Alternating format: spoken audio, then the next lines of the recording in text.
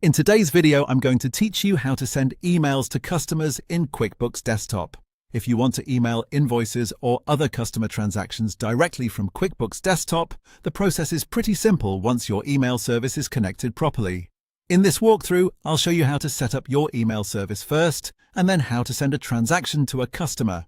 This makes it much faster to stay on top of customer communication without having to leave QuickBooks. To get started, you'll first need to set up your email service inside QuickBooks Desktop.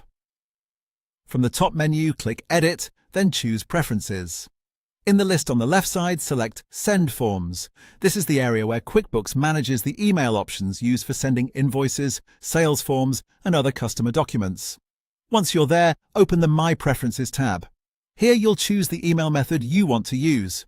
You can select Outlook if you send mail through Microsoft Outlook, or choose Webmail if you use a web-based service such as Gmail. After choosing the option that fits your setup, click Add.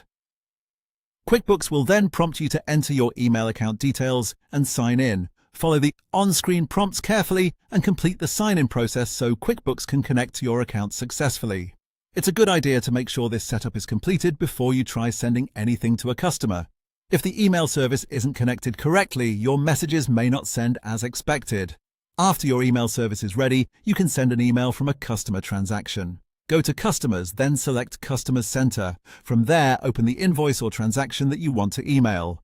Make sure you're viewing the correct form before sending, especially if you manage multiple customers or outstanding invoices. At the top of the form, click the Email button. QuickBooks will open the email window for that transaction. In the To field, check the recipient's email address to make sure it's correct. This is an important step because it helps prevent sending the document to the wrong person. You can also review and edit the subject line or message if needed. A clear subject line and short message can help the customer understand exactly what you're sending. When everything looks right, click Send.